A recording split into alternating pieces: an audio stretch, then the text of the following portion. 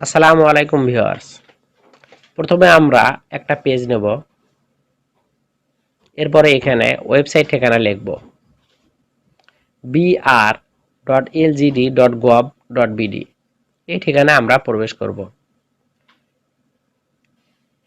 এরপর আমরা বিআর অ্যাপ্লিকেশনে ক্লিক করব। এখানে ক্লিক করার পরে নতুন আরেকটি পেজ আমাদের সামনে ওপেন হবে। এখানে ব্যাক টু সেফটি লেখা থাকবে, এখানে আমরা ক্লিক করব না, আমরা ক্লিক করব অ্যাডভান্সে। অ্যাডভান্সে ক্লিক করার পরে আমরা নিচের দিকে আসব। নিচের দিকে এসে এই অপশনে আমাদেরকে ক্লিক করতে হবে।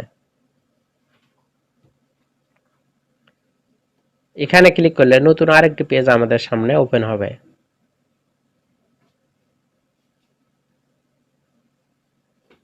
এখানে আমাদের প্রথমে বিভাগ সিলেক্ট করতে হবে।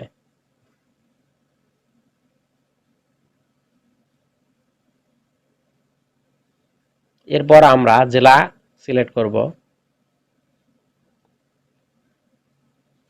এরপরে উপজেলা সিলেক্ট করব। এরপরে ইউনিয়ন সিলেক্ট করব।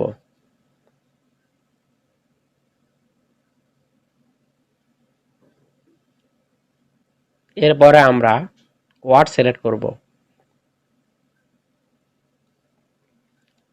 পরবর্তী বাটনে ক্লিক করব।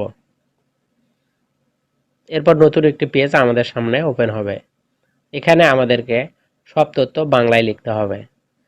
নিজের নাম, জন্ম তারিখ, লিঙ্গ, মাতার নাম, পিতার নাম, জন্মস্থান, বর্তমান ঠিকানা, স্থায়ী ঠিকানা সবকিছু আমাদেরকে বাংলায় লিখতে হবে।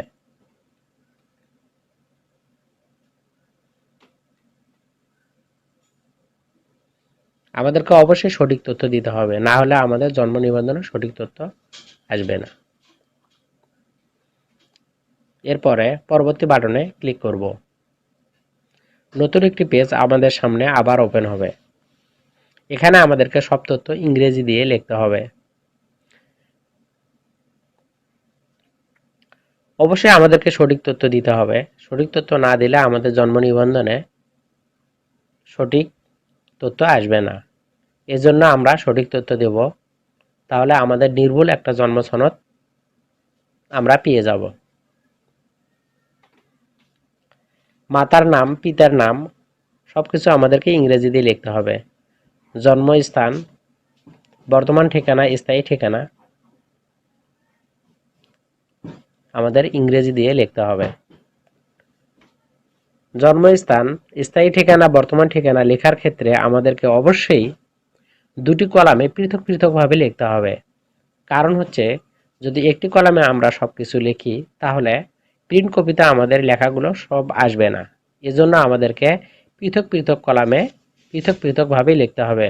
অর্থাৎ প্রথম কলামে আমরা ভিলেজ এবং পোস্ট অফিস লিখব, আর দ্বিতীয় কলামে আমরা উপজেলা এবং জেলা লিখব।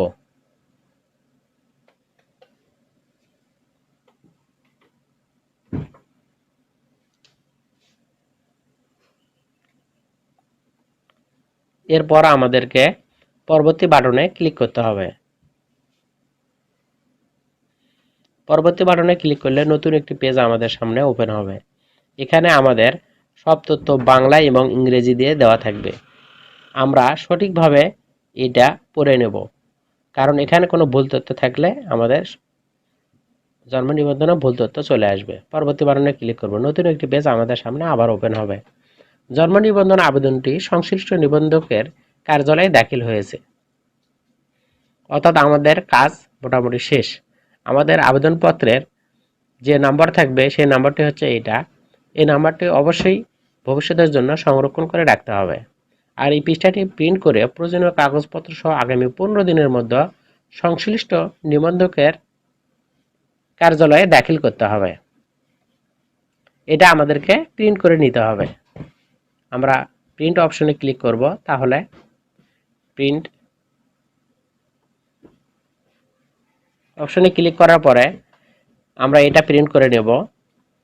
তো বন্ধুরা, যদি আমার চ্যানেলটি ভালো লাগে তাহলে অবশ্যই লাইক, কমেন্ট এবং শেয়ার করবেন এবং সাবস্ক্রাইব করতে ভুলবেন না। আল্লাহ হাফেজ।